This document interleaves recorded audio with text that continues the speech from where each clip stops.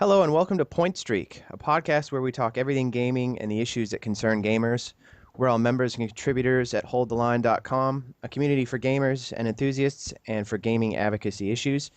You can reach us at Twitter at HTLcom, on Facebook, holdtheline.com, and also at YouTube, holdtheline.com.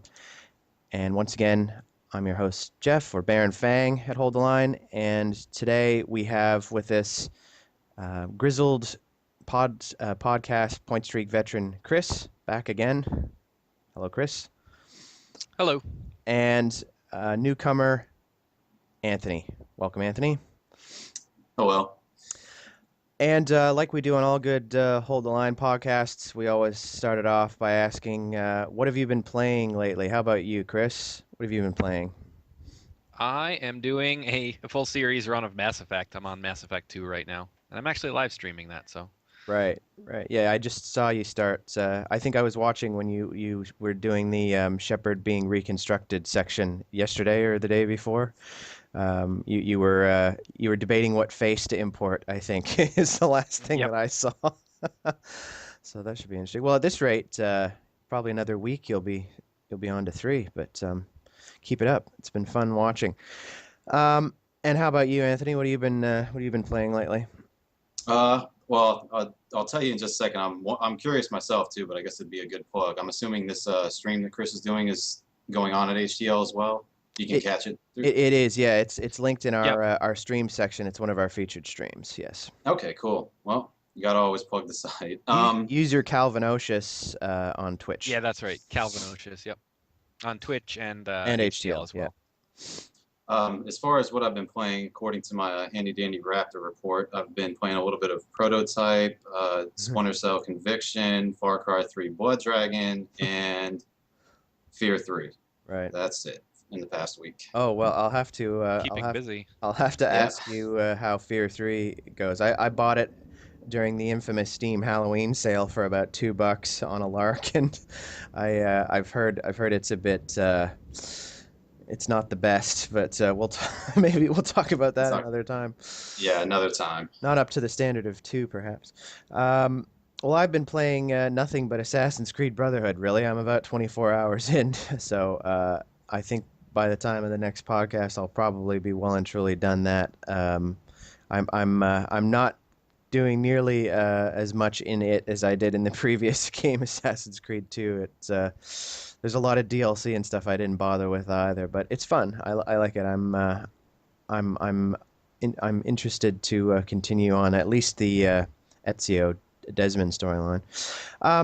Well, on to our main topic, and I was debating what to call this beyond just the obvious, because I don't really know that there is a word that everyone or a term that everyone agrees on the phenomenon, but we're here to talk Twitch Plays Poekmon, and whatever that phenomenon is. and I don't know whether to call it collaborative gameplay, whether to call it emergent storytelling, because there's elements of both, but I think we'd agree that it's something new that we haven't really seen before, and it's worth talking about. I don't even know that anything is going to come out of it, whether or not it's just going to be one strange incident, or whether it's actually going to lead to something else more interesting, born out of this Twitch and watching people play sort of phenomenon. Now I don't know the difference between a Bulbasaur and a Pikachu, so it's good that I have the two people who know Pokemon the best on this call. Although, as you both pointed out to me, this discussion really isn't about Pokemon, is it? It's more about this phenomenon and this gameplay experience and social experiment, I guess, specifically than it is Pokemon itself. Well, how about I just give the short version of what Twitch Plays Pokemon is, guys, and then we'll launch into it. Now, the original game that everyone was watching was Pokemon Red/Blue. Is that right? Well, it was only Yeah, it red. was red Red and version. blue. Yeah, they're their own separate games. Okay. Red and blue. Okay, that's what I was confused about, and I think they're still doing that to this day, where every time they release one, there's 2 games, right? and they're When they separate. initially released them, yeah. Like there's X and Y now, there was red and blue and so forth. And they'll usually come out with the third one, you know. Oh, okay. All right. Yeah, So it's like a pair of complementary games that are mostly the same. There's only like minor differences between the two versions. okay.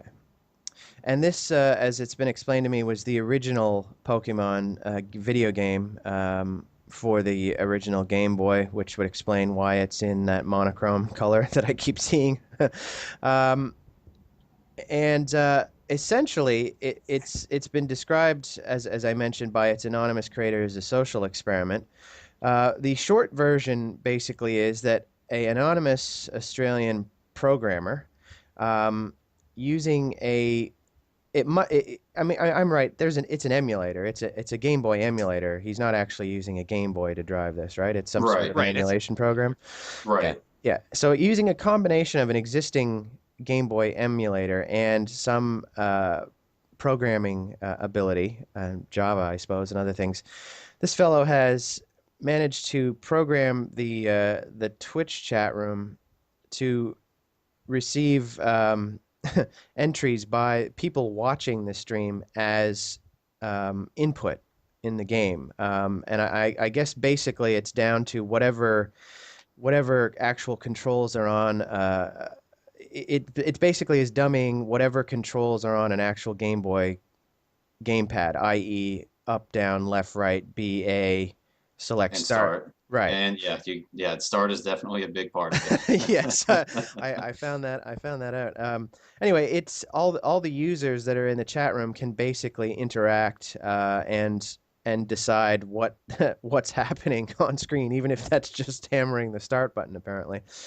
So basically, it's just as it was originally designed, just a sort of disorganized chaos whereby the audience is controlling what's happening, and the game is being played in a sense, but in a very chaotic sort of unpredictable way that started off kind of aimless and over time started to become a bit more targeted, I guess, if that's the right word. And a lot of interesting phenomena have kind of been born out of it. Stuff that I don't think anyone saw coming. And it's gotten the attention of it's got its own Wikipedia entry. I don't know if you two are aware of that, but there's already a pretty healthy Wikipedia entry on this. In addition to, a lot of the main game sites are writing about it. XKCD did a I think Chris you mentioned you linked to me a comic that XKCD just did the other day about Twitch control, and I think I'm right that you've both seen a lot of memes popping up as well on the subject. Memes and great fan art, yes. Yeah, yeah, which Yep. is just incredible considering that this just it's something that's really had a life of its own. Well, Yeah, I mean it's kind of a subculture at this point, yeah, actually, an yeah. internet subculture. Anyway, it's and at its height, it was there were hundreds of thousands of people watching this thing and logging on and being involved, and I think it's fair to say that it was probably the most significant thing going on Twitch during that period of time. It certainly had the most buzz. If, by the way, if any of you listeners want to, I found a really great site on an article on Dorkly by a fellow named Andrew Bridman called "The Complete Guide to Twitch Play Pokemon." It's now completed, but it was being updated as the stream was going from about February 15th on, and it's been wrapped up now. But it basically is a good condensation of everything that happened, and a lot of the is the right word lore, guys? I guess I guess it really has its own sort of strange lore now. Um, I don't know if you two are aware, but even the Twitch staff and management have kind of weighed in on things and commented on it, and why not, right? I mean, it's got a lot of attention for Twitch that they probably weren't expecting. So basically, yeah, you two have both heard that comment about it being a social experiment. I mean, I guess my first question would be, Anthony, what do you reckon the the programmer in question was actually trying to what do you think his intentions were if this was indeed a social experiment? Not, and if you don't buy that, just say so. But what do you think his actual aim was in doing all this?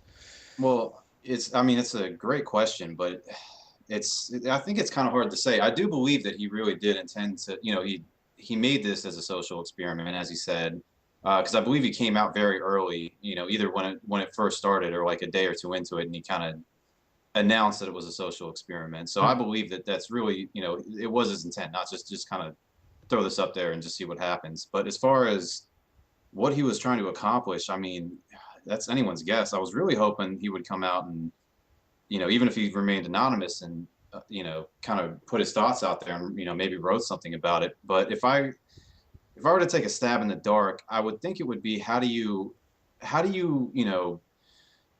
get all of these people to agree on something, Hmm. and get something, because it's not like in Twitch, even though you do have the chat, but when you have so many people, it's just the chat is just flying and it's so Yeah. hard to keep track of everything. So it's how do you get so many people to accomplish a single goal, playing a single game? Hmm. I think maybe he just wanted to see if it was even possible. So Yeah. that would be my guess. What do you reckon, Chris? Do you think he was just did this without really having any idea where it would end up, and he just wanted to roll the slinky down the staircase to see to see what would happen? I can't imagine can't imagine that he would have known ahead of time that I would get so big. That seems very unlikely. Hmm. It's a great uh, it just seems like a great kind of hobby activity to do. This is the kind of thing that I would find fascinating if I was into programming or anything. You just you set the game to record people's commands, and then you just let it go and see what happens and see if they can actually do anything. And one of the interesting parts about it is the delay on Twitch. There's usually around a 30-second delay between what happens in the actual game on the player's end, or in this case on on the emulator's end, and what the people see on the Twitch screen. So they're Oh. responding to something. It's like the speed of light. Oh, I You're didn't seeing realize something that. that happened 30 seconds ago, and by that time, the game itself takes input from the chat instantly, but you don't see the results until 30 seconds later. So it's like the Mars So rover. yeah, They got to wait 4 minutes for the for the results of what they input to get back to Earth. so Huh. I don't know if he realized that would be such a big factor. I mean, it may or may not have crossed his mind at the beginning, but I mean, he's aware of it now, or she, I guess it's Hmm. anonymous, he or she. Um, but yeah, I mean, I think really the goal was to just uh, give something a shot, see what the heck would happen, see if they could get anything done with it. Yeah. Well, it's certainly an interesting idea. I mean, I was thinking about it last night as I was reading about it. Like, it's the scale of it that makes it so unpredictable. Like let's say, Chris, I've seen 8, 10, 11, 12 people watching your Mass Effect stream. Just imagine if all those people were in the room with you there in your living room, all shouting at you about what to do. Like even that would have its own level of chaos. But you scale that up to, tens of thousands of people all getting involved. And I guess it's no surprise that it turned into sort of this disorganized chaos. But it's also, I mean, it it surprised a lot of people how quickly that the game was won in the end too. And that I think that was as much of a surprise as as anything, was that they actually did manage to overcome some of the roadblocks, which we'll get to, and beat the game faster than a lot of people thought. By the way, I don't know if you two are aware, but this isn't actually the first time that somebody's tried to do some interactivity on Twitch. There was a particular game called Salty Bet, which had a degree of interactivity in that I think it involved viewers betting on the outcome of matches in particular games. I think that Mugen fighting game was one of them, but this is certainly the first time that anybody did anything quite like this in terms of the programmability, and certainly the attention it's got was far and above anything else that's been on Twitch. Um, and something else that came out of it that was kind of unexpected, and this is something you tipped me off to early on, Anthony, was the kind of the background and storytelling that came out of it, like direct from the chaos, all this player created fiction and inside jokes in a game that, it has its own established story already. The I'm not familiar with what it is, but I assume there's a narrative to Pokemon Red already, right? Yeah, you could say so. I mean, it's not like a, very well fleshed out kind of story. It's not, with some deep meaning to it, but Right, there is something there to drive the player forward. right, right. But it's funny to me how all these strange references started to come out of things like there was a string of letters that kind of vaguely represented the name Jay Leno that ended up am I right that one of the actual Pokemon ended up being referred to as Jay Leno? Yeah, Right. there were a number of, actually almost all of them had a nickname based on the random string of characters that their Venomoth had been named. It was like AAATTTVVV, and they were calling it All-Terrain Venomoth. And and then the one of their electric types was AA-J, and they were calling it Battery because double A is a Yeah. battery size. So there was a lot of that kind of And thing where they would get relevant names, and Bird Jesus was another one, and All praise Bird Jesus. Virgin. eh, Yeah, yep. and just so everyone understands, these random names occurred because I'm assuming at some point in the game when you get a new Pokemon, there's a point where you have to give it a name, right? You Like don't have to, but you can nickname it essentially, which is, and not, not every Pokemon did get a nickname, but so the I random entries that were coming in through the chat room resulted in these random strings of letters being assigned to the names to these things. yeah, exactly. I would think it would be quite impossible for you to actually give it a recognizable name. Something simple. It's always going to end up like Chris mentioned, like AAATTVV. Something just ridiculous like that. So And it got even more ridiculous after we got into the whole anarchy versus democracy. Now, this is where I get a bit lost. I and correct me if I'm wrong, guys, but the whole system of anarchy versus democracy was something that wasn't in place originally, but the programmer put in place in order to get past some sort of a roadblock that occurred fairly early on, where Yep. they weren't able to progress. Chris, can you summarize really what was behind that? That why they implemented that system? Yeah. Okay. So for the most part, the way the game worked was it would take every single command in the chat and put them into the game. So, the commands were just you would type out in word form what control you wanted to press: up, down, left, right, A, B, start. Right. So what what was happening was basically combined with the delay, and even in part there were commands that were being sort of ignored by the game, because if if somebody typed up and somebody typed right at the same time, if those went into the emulator, they might be interpreted just so that the right command would be ignored. It's kind of like how the game would interpret button presses, but Right. sometimes they would skip over commands. And what happened was that that combined with the lag, they reached an area where you really needed an extremely specific path to get through it, and it had to do with there's certain floor tiles that force you to continue moving in a direction until you reach another tile that'll stop you, or an obstacle that will stop you.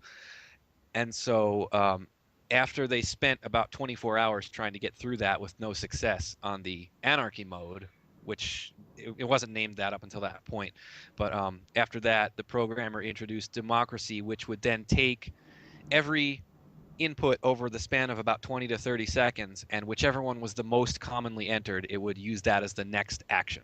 So Right. just take a series of commands and then say which one got the most votes, do that one, and then 20 seconds later repeat the same thing.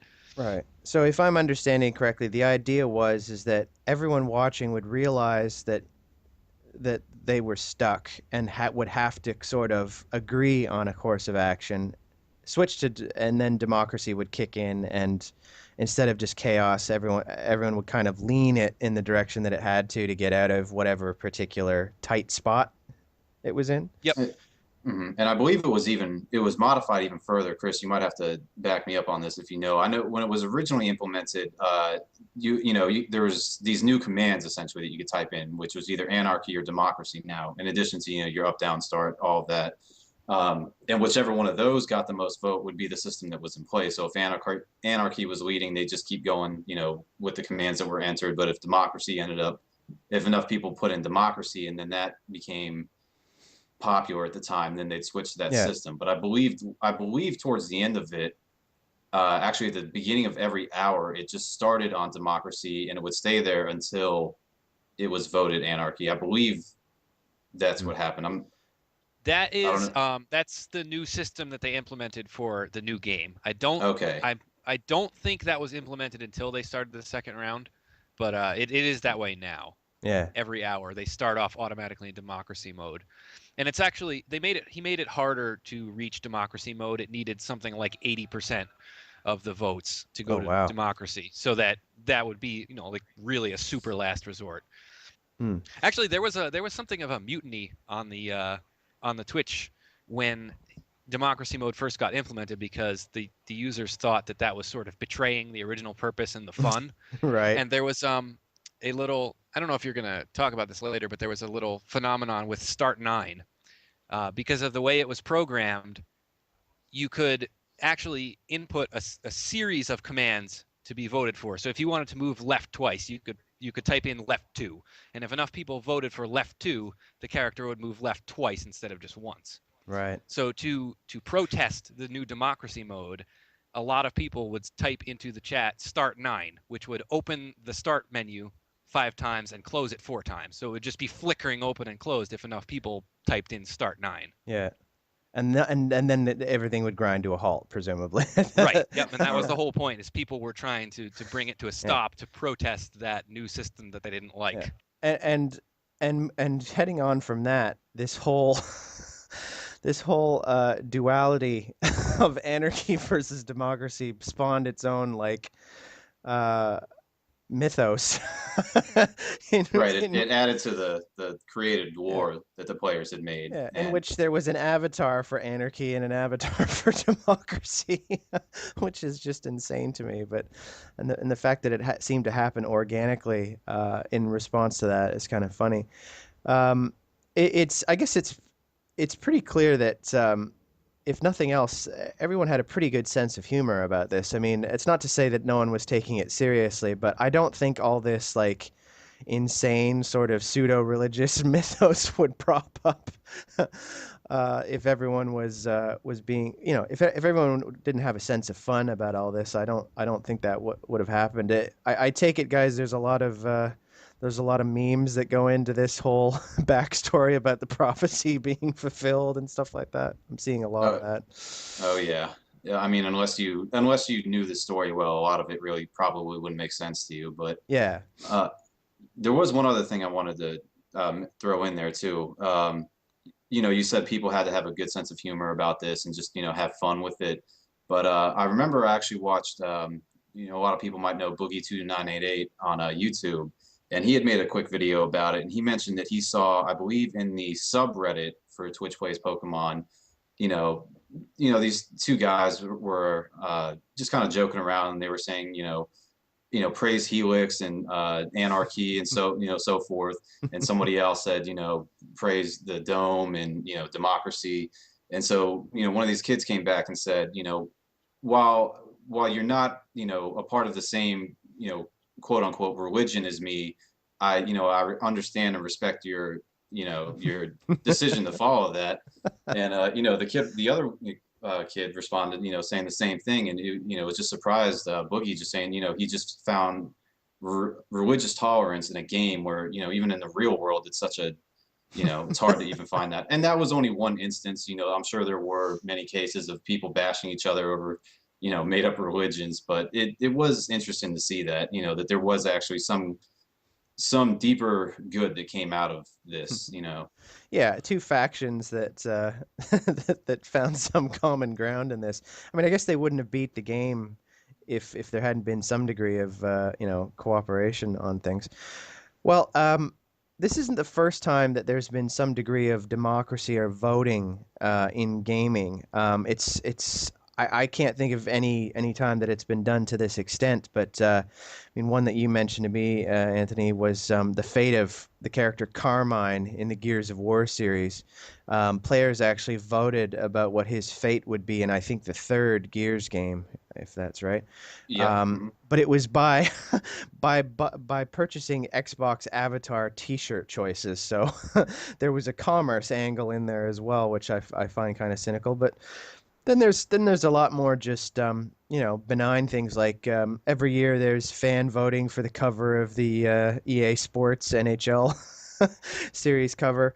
And there are games like Eve Online where player actions and stuff en masse certainly affect the direction of the series, but I really can't think of a game that has had this sort of and even though it is what is it, 30-second delay, did you say, Chris? Roughly 30-second Yeah, from one, yeah. usually Even about though there 30 is a seconds. bit of a lag time, and that's probably I mean, with current Twitch technology, I don't think that's I don't think you're going to get much better than that at the moment. It's certainly the first time I can ever think of direct interaction like that, like live basically being a part of the game. Um, I mean, we've all gone into a multiplayer game and voted for like what the next map to play is, or and that sort of stuff. But this is a different sort of animal, um, and it's you keep hearing a lot of the million monkeys typing joke going around. If you get a million monkeys all typing on a million typewriters, eventually you end up with a masterpiece. And I've heard that analogy used a few times. But do you buy that? Like, do you think this was just a case of, random chance would eventually mean that the game would be won, or was there more to it than that? What do you think, Anthony? Is it only because they managed to sort of tame the chaos and make adjustments to the how the entries work that they were actually able to get a result out of this? I mean, I think so. I mean, I do think that, if eventually, even if there was, no new systems implemented or whatever, that what, like that analogy said, eventually the game probably would have been won. Who knows if that could have taken millennia to do or however long, but yeah, I definitely think so. Hmm. What about you, Chris? Do you think that, I mean, you've already you're following the next iteration of this at the moment, I take it? The second game, Crystal or whatever it is? I mean, I check in every couple days or so just to see where it's at. I haven't really been following it too closely. Do you think that do you think that they're going to get better at sort of harnessing this, or do you reckon this is just an ongoing experiment that'll really go no that might go nowhere, and that there's really no end game to it? I don't think there's any way to really improve at it. Just there's too many random factors. But you know, in relation to what you just asked, Anthony, it's like uh, it's not like a million monkeys. It's not they're not typing randomly. There is some intelligent thought and Yeah, planning. It's yeah. really hard to get it to coordinate, but there are people that are actually trying to play the game. Hmm. So it's a little bit more directed. But I don't think And you can really get, I don't think you can get better at that. I think you can just hope for, a steady level of cooperation, and eventually you can get to the end. Right. but at the same time, as you said, there was some intelligent thought going into it, to actually progress and, accomplish that goal of, beating the game essentially. There was also at least one group that actually went in there with the intention of Of tr essentially of trolling. trolling, right? Yeah. Right, right. And they did essentially succeed at one point. There was what people refer to as Bloody Sunday, and I want to say I think like 14 Pokemon were released, and so even that's something else you kind of have to account for too. That's unexpected, and I mean, how do you really control that? I Yeah. mean, how do you? Well, it's impossible to even play a round of 16 to 20 odd players in a game like Call of Duty, or or Team Fortress without there being a few dickheads in there trying to screw things up. I mean, so of course when you scale it up to like 40, 50, 60, 70,000, that there's chances of that. And you know, and given that it's something new, I think anytime you see something new like this that's kind of an unknown quantity, it attracts a particular type of troll. You know, like this is a challenge, a way to break something or ruin something that, you know, I've never had an opportunity to before. And again, as you mentioned with Bloody Sunday, I find it funny that even the nefarious sort of stuff about this managed to find their way into the lore Right. and the background of it. Um, well, I guess one thing I wanted to ask before I talk about what this might mean for the future is just a general question, and Chris, you might have a particular insight into this, so I'll ask you first. Is why do you think gamers like watching other gamers play so much? Like it's gotten to the point now where that streaming feature is now like it's a feature of the PS4. Like the next gen consoles actually have streaming like as a built-in feature to it. Like what is it? Why is it that and I do it too. I don't know that I know the answer either. Why is it that gamers like watching other gamers play so much? Whether it's live or on YouTube. What about it? What about it is it that you think attracts people to that? Oh, geez, there's a lot of factors. I mean, when I was growing up, I used to watch my older brother play games, and I actually got more enjoyment a lot of times out of watching him play and Mm, reading the game guide to him and helping him and stuff than actually playing myself. So there might be that part of it, where some people just get a kick out of watching. And there is the ability to learn things about the game. Where it's something like League of Legends, there's a lot of reason to watch professional players stream because you can watch their mechanics and their gameplay and learn how to yeah, play better yourself. And some people are just entertaining personalities, so it doesn't necessarily matter what they're playing. You just go there to watch them, and they yeah, put on a show for you and that kind yeah. of thing. So I think it's any combination of those things. Yeah. I mean, I know I've watched people, and I more recently, and while we're on the subject, might as well make another plug. Our own Mac Attack at HDL has recently wrapped up a Portal Let's Play, and I think is looking into doing a Portal 2 one as well. I think you're right. Personality does has have something to do with it. If I find if the person in question is interesting, I'm likely to even give a game that I wouldn't otherwise care about a go. Um, what do you reckon, Anthony? Is there something about the spectating part of it that's I mean it's I can't think of another like I wouldn't watch two people play checkers or chess, but Right. I'd watch a video game, and even if it was a solo player, and I don't really know why. Is there any one thing you think that attracts people to it? No, absolutely not. Like Chris said, I think there's a number of different factors as to why people may do it, and I've been wondering that myself too. I never used Twitch before. Twitch plays Pokemon, and I didn't understand it. At least for games that it's very narrative driven, and if you haven't played it yourself, you're almost kind of Mm, spoiling the experience for yourself. But as far as why people do it, again, I think it's kind of alluding to what Chris said as far as kind of building up your own strategy. Maybe some people watch it as a walkthrough. Maybe they're getting stuck on a part, and they mm, want to look up a YouTube video as a walkthrough. I yeah, don't know, you didn't necessarily do a stream for that, or you'd watch a stream because you don't know what part they're at. And then as people might just get a kick out of it too. When I was playing some of the Mass Effect games, I used to have a friend of mine that doesn't play games at all, and he'd come over and he'd love just sitting down and watching it. yeah. Again, that's more of a very narratively driven thing. I don't think he would sit there and watch a whole bunch of multiplayer sessions of Call of Duty or Halo or something like that. Yeah, yeah, I think you're right. Um, I think there's something to that. I think it's you're far more likely to end up watching people play narrative games. I don't. I mean, I don't think you'd get as much enjoyment out of like a Space Invaders type, game where nothing was going on beyond just, shooting and so on. So, but I guess that's just kind of a comment on where we're at with games these days. There's that many games that are interesting to watch And you know, the term cinematic gets thrown around a lot, and I guess that's part of the reason why some of them are just enjoyable to watch on their own. There was a game you mentioned specifically that you'd had some fun. Was it Walking Dead that you had played and then enjoyed watching other people play after the fact? I wanted to. My sister doesn't really game that much, but she loves the show. We always watch it every Sunday together. But and I thought she'd really get a kick out of it. Mm, She kind yeah, of. I told her, it was a simple game as far as you don't. There's no real skill needed to play the game. yeah. So, and she kind of took offense to that, saying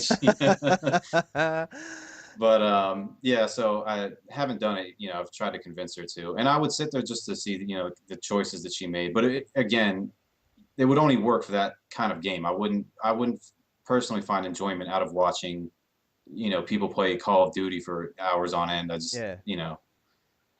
Yeah, it's I suppose it's different in a case like League of Legends, as Chris said, isn't narrative driven, but there's something to be learned there. You know, you can actually pick up things watching games at a pretty high level.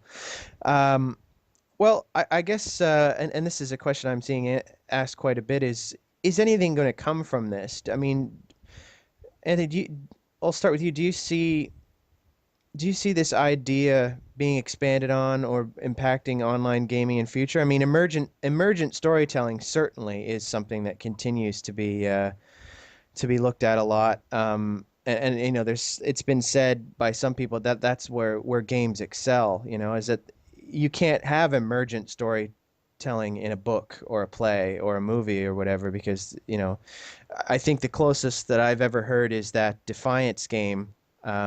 I believe I remembered hearing things like, and that's a massively multiplayer game, but I remember hearing it said that, like the TV series that was linked to it might be affected potentially by events that happen in the game itself. That's about as close as I've ever seen to it being mentioned before. But do you see someone trying to I don't know if cash in is the word, but implement these sorts of things into upcoming online games in future? Do you reckon that this will actually find its way mechanics into actual games of the future?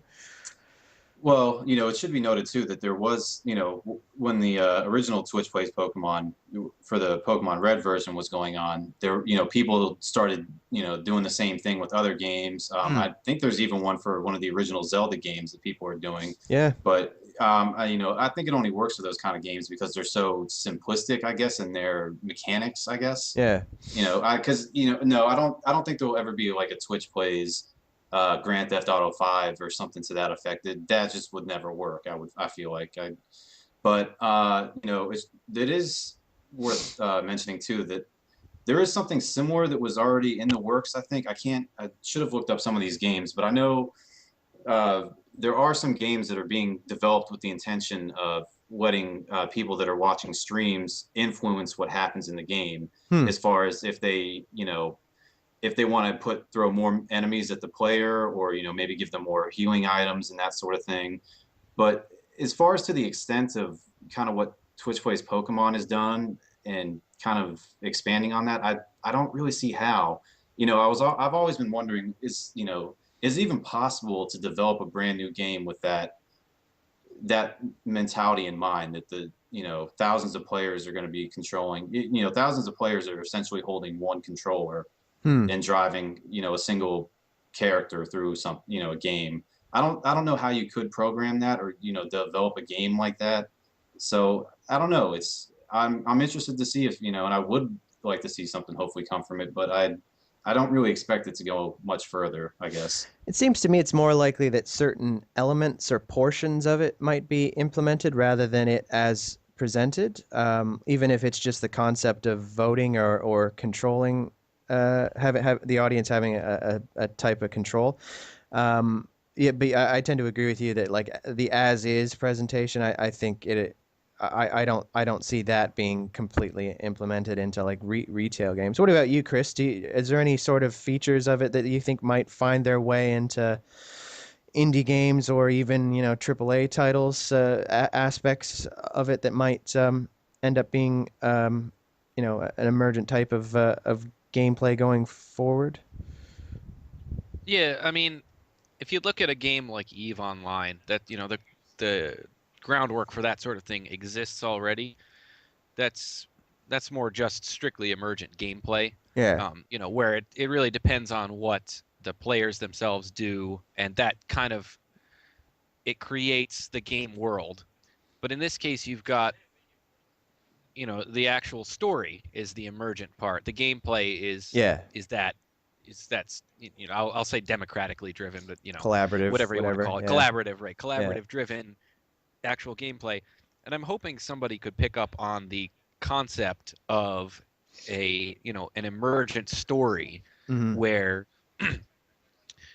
lots of big open world RPGs have established lore and things like that, and like a codex, like Dragon Age and Mass Effect and Skyrim and all these games. They have tons of reading material, but it would be really cool to see a game where instead of having that material in the world, that was something that people created, and the lore built itself as the game was played. Hmm. And I mean, there's plenty of potential ways you could see that happen. And MMOs are probably the best potential for realizing that concept. But Yeah. I'd like to see a game that really focuses on being on emergence, on true emergence. Not too many MMOs I think today are that kind of theme park thing where it's you play around in the sandbox. So Yeah. I don't know. I'd like to see something come from this, something Yeah. with that storytelling, with that communal, taking drawing the creativity from the players. I, That fascinates me. I look at a game like The Division and the scale of that game, and wonder, and again, as you said, that's a massively multiplayer online game, and that's where it seems like it's the most likely they might put in some of those elements, and I wonder what, if everyone's in control of their own character and can choose where they go, you could really do things in terms of a story, or um, it would almost have to be a case of the makers of the game responding to the players' choices en masse, but it'd be more over time rather than this sort of as it happens Twitch type reaction. A kind of an interactive experience where the players are are playing, and the developers are throwing more challenges at them. Which I suppose in a sense is kind of what happens with Warcraft, but it's more a case of, they play this particular new add-on to death, and then they need a new add-on to come out. But yeah, where it's an ongoing sort of world that's being built up over time, in an MMO, I guess there's opportunities for that sort of stuff there. But yeah, you're right. I think the story is where it's most likely to be. You're going to get that true emergent type story, particularly when it's a large number of people. I mean, at its peak, hundreds of thousands of people being involved in the Twitch plays Pokemon. It's I guess it's impossible to tame it exactly, and it's just going to take on a life of its own. Um, do you do either of you see this being noticed by like the bigger developers? Do you think certainly the gaming sites are watching this, but do you reckon the big developers are kind of paying attention to this, Anthony? Do you think that this is do you think there's going to be people in boardrooms and head offices looking at this and thinking, is there some way that we can that we can grab on this and make use of it in some way? Oh, absolutely. And maybe when you say corporate boardrooms, maybe it's done in a more uh, evil sense, I guess, to say, that they're forcing developers to maybe throw this kind of mechanic in there. But I would think that there are development teams and studios that are looking into it, maybe to see. But even going back to what you were saying earlier, as far as maybe implementing this in the future, I mean, I think it's something that kind of has been on the back of people's minds. Another game that's coming out that may have that potential is Destiny, and I want to say that there was some talk about whatever happens, in the game could you know, could affect how it, the story going forward, essentially. I Mm. mean, you have your established war factions and all that, but how it progresses, I guess, could be affected in a game like that. And even maybe this wouldn't work out so well, but in the game, the Telltale version of The Walking Dead, when you complete an episode, you always get the stats at the very end Yeah, saying how many. of how everyone who played it around the world did, where whether you were in the majority or the minority of that decision, that sort of thing. Right, and maybe go from there. I could see that also, pissing a lot of people off because maybe they go with something that wasn't in line with their choice. Mm. So, but yeah, I think you can definitely going forward. There's people. I think it's already been on the minds of some people, and this Twitch plays Pokemon phenomenon may have given them more insight into maybe how to do it, or just more of a confidence that maybe to try a new system that might do something similar. Yeah. It just seems likely to me that somebody's looking at this and thinking, how can we harness this? There's all this creative energy out there. How can we make use of this for good or bad? How about you, Chris? Do you reckon we're going to start to see this appear in more mainstream gaming experiences in the near future? If those boardrooms are smart, then yeah. I Yeah, think they could stand so. to. I mean, I feel like a lot of gamers are pretty creative and imaginative and stuff, and looking for more than just, they're looking for some kind of intellectual um, stimulation or investment in games. There's a lot of people who play just for the story, so I think they could make a ton of money off of putting this concept to use. Yeah, yeah. It just seems it just seems unlikely to me that this much interest and this much enthusiasm about something that something isn't going to come out of it, that it's just going to go nowhere. Well, guys, unless you had anything else you wanted to comment on specifically, I think we've covered that nicely. Thank you both. I think I don't think the story is totally written on this. To be to be blunt, I think there's more to be said about this whole Twitch Plays phenomenon. We might have to revisit it in the future, but yeah, we'll see if it does end up having some sort of impact on gaming in the future. Just wanted to cover a couple other things quickly. Just a news item, and there is only one news item worth mentioning this week, and it is, of course, the fact that there is a Shaq Fu Indiegogo funding project confirmed at the moment, believe it or not. Shaq Fu needs 400K of funding to go ahead a sequel to the infamous Shaq Fu title. I believe it's been said that if it hits like a 1.2 or 1.6 million, it could actually end up on next gen consoles as well. So I heard a couple people say, "Is it April 1st already?" When when they saw that when they saw that headline, but no, it looks like it's the real deal. So I don't know. Maybe Shaq is bored. I can't imagine that there was really a hunger for this. But look, we've seen Stranger Things get funded on Indiegogo and Kickstarter, haven't we? So. If I was a betting man, I say there's a good chance that this will get off the ground just on I think a lot of people will be willing to throw a couple bones this game's way just for sheer ballsiness alone. So we'll see. If it does get funded, we'll certainly mention it. And if you want to check out our forums at HTL, not only is there a thread about the Shaq Fu game, but also a thread about Twitch Plays Pokemon that you could weigh on as well. I'll make a old school recommendation of the week. This is a PC title, which I don't think I've done before, from the late 90s. 1998, in fact, which was a big year for FPSs, because that was the same year Half-Life came out. And it's a game not a lot of people know from Monolith, which is a company that a lot of people recognize, and they were involved in Fear. Is that right, Yep. Anthony? Yeah. Yeah, I don't. Two of them, I think. Yeah, I think they handed that off to Warner or something. But yeah, I know they certainly had involvement in the first, if not the second. I've always liked Monolith, and the game in question is called Shogo Mobile Armor Division, which was one of their early games. It's an anime-inspired first-person shooter that has some mech piloting sections in it as well. Um, it's story-driven, and it's got a genuine Japanese language anime intro music as well, which was quite humorous the first time that played when I booted up that game years ago. It's actually got a branching storyline, multiple endings. It's a really unique game. I'm not going to say it's the best FPS I've ever played, and the mechanics are certainly very dated. You will definitely see that you are playing a game from 1998 when you play this game, graphically and control wise. The mech sections aren't implemented terribly well.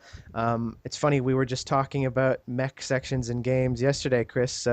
It's really tough for them not to feel like just they're a scaled up version of the regular FPS experience, isn't it? Like just little guy with a gun gets blown up to giant robot with a gun, and sometimes they feel very much the same. And that was kind of an issue with Shogo as well. But yeah, I mean, look, if nothing else, you'll never play another game like it. Is there another anime-inspired FPS game out there with mech elements? I don't know that there is.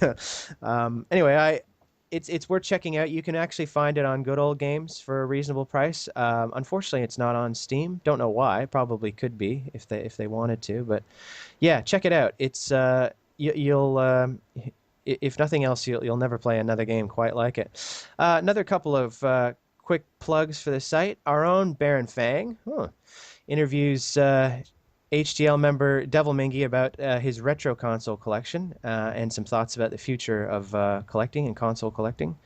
Wastelander talks an article about the upcoming game Mighty Number 9, the Mega Man inspired Mighty Man Number 9, I think it would be fair to say. And Judge Greg writes about a study that's been done into playing games and food cravings, which I found pretty interesting. So check that out on the main page at Hold the Line. Well, I'll just reiterate, you can reach us on Twitter at HDLcom, Facebook, holdtheline.com, and YouTube, our YouTube channel at holdtheline.com. Come and see our forums, become a member, donate at HDL. We'd love to have you on board. Our mailbag for the podcast is pointstreak at holdtheline.com if you've got questions or feedback or suggestions. There's also an ongoing forum thread about the podcast as well, where you can weigh in, make suggestions, suggest topics. Even if you're a member and want to join us, feel free to put your hand up. I'd like to thank our guests, Anthony and Chris. Was a strange topic and one that I don't even think we really know yet the significance of it and whether there will be any. But I felt you were right in saying that it's worth talking about a current issue in gaming that's a bit off the wall, and no one quite knows what to make of it just yet. But yeah, worth talking about, and yeah, if I think possibly worth coming back to as well if you guys would be willing in future if there's more to say on this subject. Well, thank you both. Thank you to Anthony, and thank you to Chris. And we'll see you next time on Point Strike. Thanks very much.